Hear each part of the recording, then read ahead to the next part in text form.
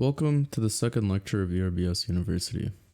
Last time we talked about how to finish our builds quickly and consistently. Today we were supposed to be talking about how to make our own build, but I've decided to push that to our next lesson because I think this topic is an important precursor for future lectures. So instead, we're going to be going over ERBS's damage and stats. I hope you guys brought your notebooks because class is in session. I'm going to try and break down how damage is calculated, the ways abilities are scaled, and covering all the stats in the game. Because of the nature of this topic, I will be going over certain stats multiple times, so bear with me. First, let's talk about how damage is calculated in this game. There are 5 major damage types in this game. There's basic attack damage, skill damage, true damage, cellular damage, and last but not least, trap damage. I am going to go over the actual formulas for these damage types, so feel free to skip ahead to the next section if you're not interested, but I will try and explain it in layman's terms. So let's start with basic attack damage. Up on the screen is the formula for basic attack damage. It can seem complicated at first, but it's fairly simple after some thought. Let's break it down. Basic attack damage is calculated by taking your base attack power, then reducing it by the enemy's defense. The defense formula here essentially means that the defense is really effective early on, but has diminishing returns as it's impossible to reduce the damage incoming by 100%. The next part of the equation is called an object.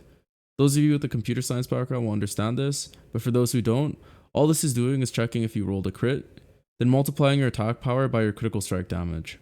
It's then multiplied by a number based on your extra basic attack damage percentage, and the enemy's extra basic attack damage reduction, which is also a percentage. By the way, both of these stats only come from masteries. Finally, it adds any flat extra basic attack damage, then it reduces it by the enemy's flat basic attack damage reduction. Emphasis on flat.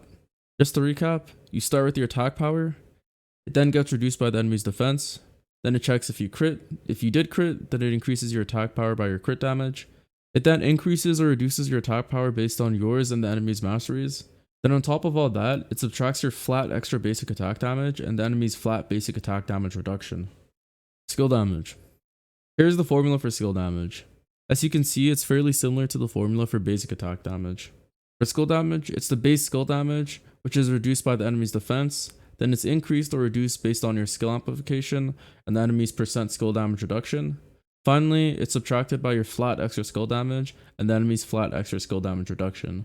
I hope you guys aren't confused, but the next 3 damage types are fairly simple. True damage. True damage is just the base skill damage. It's not increased or reduced by any other stat, such as skill amplification or defense. However, the base damage can be affected by the skill scaling. Cellular damage. Cellular damage follows the same principle as true damage, but it's reduced by the enemy's defense. Trap damage. Trap damage also follows the same principles as true damage, but it's increased by your trap mastery, and it's affected by trap damage reduction. Now let's go over how abilities are scaled. We're using the term scaling to represent effect and not necessarily damage. Abilities can be scaled by attack power, attack speed, max HP of both you and the enemy, current HP of both you and the enemy, defense, skill amp, levels, trap mastery, critical strike damage, critical strike chance, max SP, movement speed, extra skill damage, and last but not least, there's character specific passives, such as Nadine's wild stacks, Luke's tidy stacks, Jackai's Juggernaut chef stacks, and this one can be debatable, but I'll still consider Sylvia's passive, the Lumina Grand Prix, as a scalable skill since you need 15 stacks to get the max effect of it. If you're ever confused about how a character's abilities is scaled, you can always look up your character in the Eternal Return wiki, and it should tell you what stats scale their abilities. Now that we know how damage is calculated and which stats scale our abilities, let's actually explain what each stat does in the game. Offensive stats. Attack power can be seen as damage in its rawest form. It's used to scale our abilities as well as increase basic attack damage. Flat extra basic attack damage is damage that's added onto our basic attacks, and it's only reduced by an enemy's flat normal attack damage reduction. Percent extra basic attack damage is mainly obtained from weapon mastery, and it increases basic attack damage. The value is reduced by enemy percent normal attack damage reduction. Attack speed is how many basic attacks that a character can perform a second. Each weapon has a different base attack speed. Crit chance is the chance for a character to perform a critical strike. Crit damage increases the basic attack damage whenever a character crits. The base critical strike damage is 165%.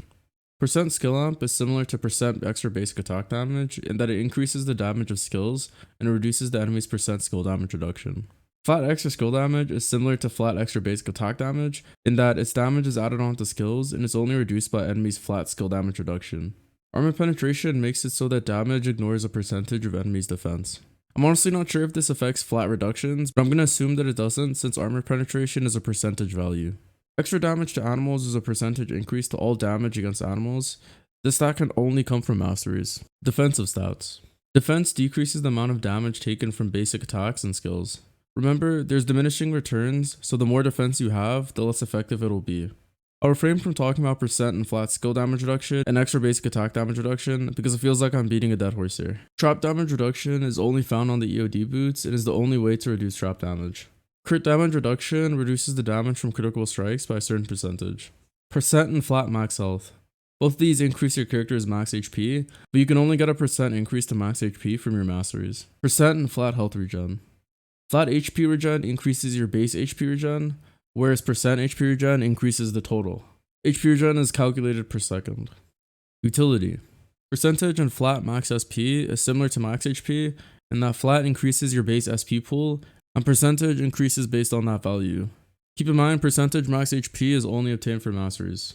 Percent and flat max SP works exactly the same way as percent and flat max HP. Same with percent and flat SP regen. Vision range increases how far your character can see into the fog of war. Out of combat movement speed refers to how fast your character moves outside of combat. Healing power increases the effectiveness of your heals on both yourself and allies.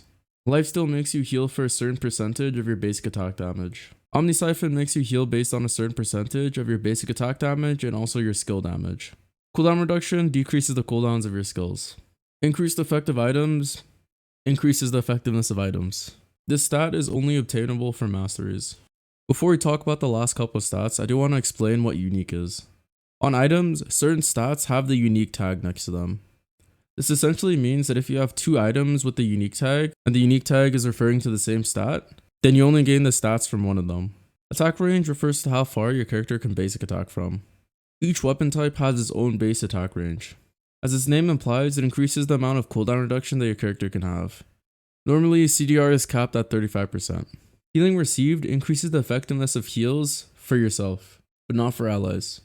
Tenacity reduces the effectiveness of crowd control effects against your characters.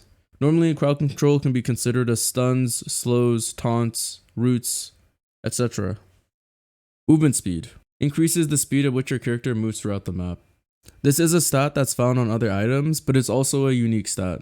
Again, for the sake of simplicity, if you have two items that have the movement speed stat, but they don't have the unique tag on them, then they stack together.